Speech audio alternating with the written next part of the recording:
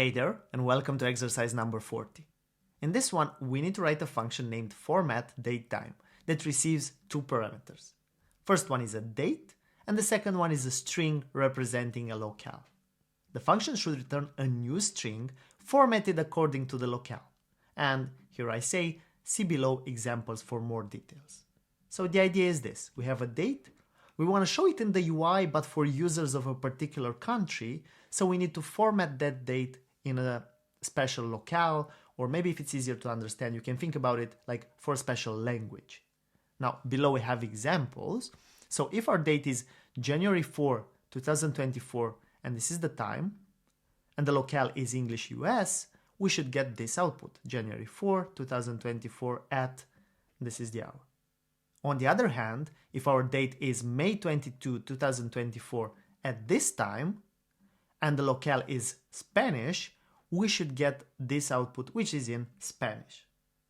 Now, you might be thinking, how are you going to implement that? Like, do you have to write it for all languages? And of course you don't have to. That's why I wrote here the hint that says, hey, use this API to solve it. Now, if you want to solve this exercise for yourself, click on the link in the description and you'll be redirected to this page. If not, let's solve it together. So I'm going to click this link and let's go to the API. And we can see here, the internationalization datetime format object enables language-sensitive date and time formatting. So basically, if we look at these examples between lines 13 and 19, we can see, hey, I create a new formatter for English Great Britain. These are some options I pass to it, and then I format a date to it, and this is the output it gives me. So we're going to have to use something like that. And let me actually copy this code.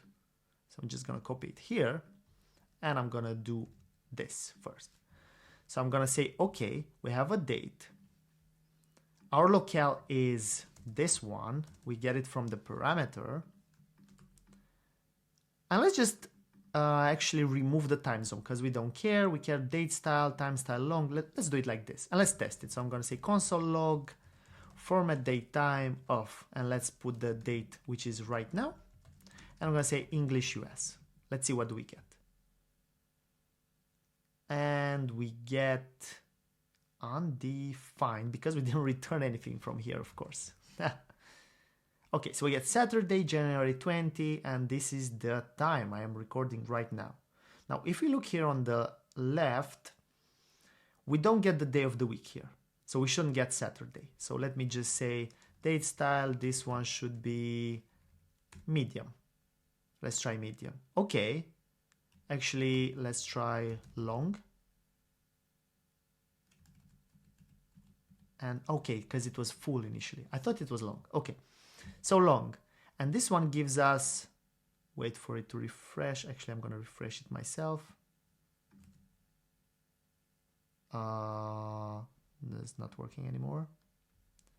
Come on, come on. Come on, what are you doing to me? Okay, clicking on it. Oh, I think I have a bug. You can click on it and it's not working. Okay, oh yeah, look at this.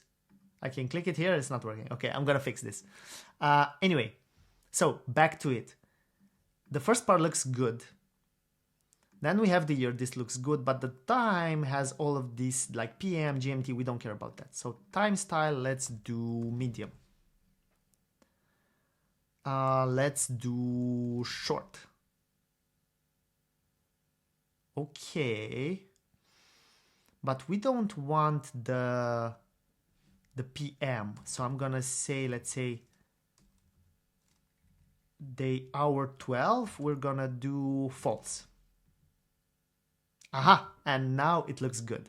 So we wanna format it according to those options and looks good. Let's try with Spanish. And it works. Now let's test our solution and voila, everything's good.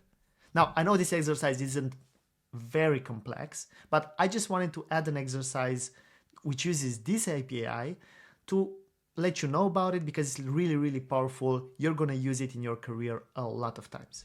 Now, this being said, cheers and see you in the next one.